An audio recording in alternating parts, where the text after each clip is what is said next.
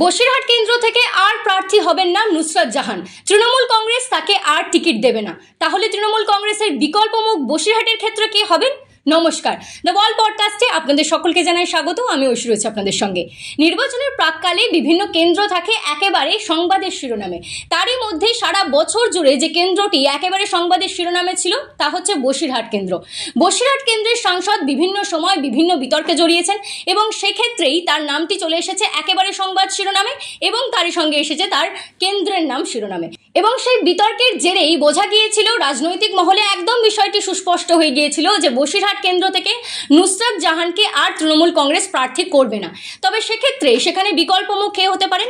সেখানে যেহেতু সংখ্যালঘু জনসংখ্যা একেবারে বেশি, তাই একটা সংখ্যালঘু জুৎসই মুখ অনেক দিন ধরেই তৃণমূল কংগ্রেস খুঁজছিল।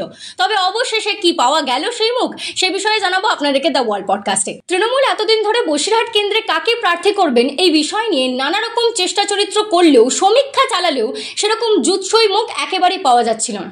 তাই সেখানে প্রার্থী হতে চলেছেন এবং তারই সঙ্গে তৃণমূলের অভ্যন্তরে বিশেষ বিবেচনায় রয়েছে যে নাম, সেই নামই এখন আপনাদেরকে জানাবো। সেখানে প্রার্থী হতে পারেন ববি হাকিমের মেয়ে প্রিয়দর্শিনী হাকিম। একেবারেই সেখানে প্রার্থী হতে পারেন ফিরাদ হাকিমের কন্যা এবং সেই নিয়ে কার্যত রাজনৈতিক মহলে ইতিমধ্যে জল্পনার সূচনা ঘটে গিয়েছে। আমরা জানতে পেরেছি তৃণমূলের অভ্যন্তর থেকে একদম শীর্ষ নেতৃত্বের পক্ষ থেকে এই নামটি বিশেষ বিবেচনায় রয়েছে। মমতা বন্দ্যোপাধ্যায়ের অগ্রণী ভূমিকা রয়েছে এই নামটিকে সামনে আনার পেছনে। বসিরহাট কেন্দ্রে তৃণমূলের প্রার্থী কে হবেন এবং সংখ্যালঘু কেন্দ্রে সংখ্যালঘু মহিলা মুখ কে হবে, এই নিয়ে জল্পনা যখন ছিলই তখনই সন্দেশখালির মতন একটি ঘটনা ঘটে গিয়েছে। যে ঘটনা কার্যত দেখা গিয়েছে যে দেশ জুড়ে, রাজ্য জুড়ে একদম তোলপাড় ফেলে দিয়েছে। সেখানে মহিলাদের উপরে একাধিক নির্যাতনের অভিযোগ রয়েছে এবং সেখানে মহিলারাও একেবারে সন্ত্রস্ত হয়ে রয়েছেন। তাই সেখানে মহিলা প্রার্থী যে ফের দেওয়া হবে সেই নিয়ে তৃণমূলের অভ্যন্তরে কোনো রকম সংশয় ছিল না। তবে জুৎসই মুখও তো লাগবে। লোকসভার মতো এত বড় একটা নির্বাচন, তারই সঙ্গে যিনি জনপ্রতিনিধি হবেন তিনি ঠিক কেন্দ্রে কতটা সময় দিতে পারবেন, এই সমস্ত বিষয়কে মাথায় রেখেই এখন শোনা যাচ্ছে যে ফিরাদ হাকিম কন্যা প্রিয়দর্শিনীকে প্রার্থী করতে পারে তৃণমূল। তবে প্রিয়দর্শিনীর কিন্তু রাজনীতিতে পদার্পণের বেশি বছর হয়নি। অভিষেক বন্দ্যোপাধ্যায় বলেছিলেন মন্ত্রী কিংবা এমএলএদেরকে প্রার্থী করা হবে না এবং তারই সঙ্গে একটা বাড়ি থেকে একটাই টিকিট দেওয়া হবে, একই পরিবারের একজনই প্রার্থী হবেন। তাই সেক্ষেত্রে মন্ত্রী কন্যাকে প্রার্থী করতে অভিষেক বন্দ্যোপাধ্যায় একেবারেই ইচ্ছুক ছিলেন না। তবে মমতা বন্দ্যোপাধ্যায় এক্ষেত্রে অগ্রণী ভূমিকা নিয়েছেন। সেখানে যেহেতু সংখ্যালঘু মহিলা মুখ লাগবে, তাই সেক্ষেত্রে প্রিয়দর্শিনীকে যে একদম বলা যেতে পারে যে একদম যোগ্য মুখ হতে পারেন, সেক্ষেত্রে মমতা বন্দ্যোপাধ্যায় কিন্তু তার নাম রেকমেন্ড করেছেন এবং আগামী দিনে প্রিয়দর্শিনী হাকিম সেখান থেকে লড়াই করবেন যদি শেষ মুহূর্তে কোনো রকম অঘটন না ঘটে।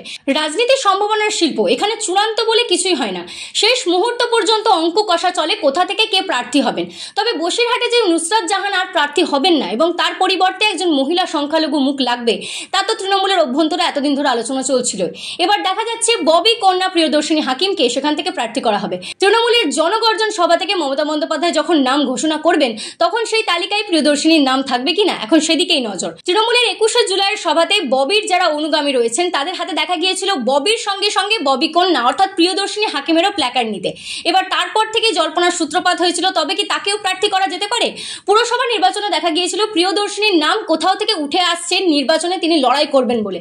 তবে শেষ অবধি সেই জল্পনা একেবারে বাস্তবতার রূপ নেয়নি। তবে এবারে যে জল্পনার সৃষ্টি হয়েছে, অর্থাৎ লোকসভা নির্বাচনে বসিরহাট থেকে প্রিয়দর্শিনীর প্রার্থী হতে পারেন, সেই জল্পনার অবসান ঘটিয়ে তৃণমূলের জনগর্জন সভায় মমতা বন্দ্যোপাধ্যায়ের কণ্ঠে প্রিয়দর্শিনীর নাম থাকে কিনা, সেদিকেই এখন আমাদের নজর। আগামী দিনে এরকম সব খবরের জন্য দেখতে থাকুন দ্য ওয়াল, কারণ খবর এখন এখানে।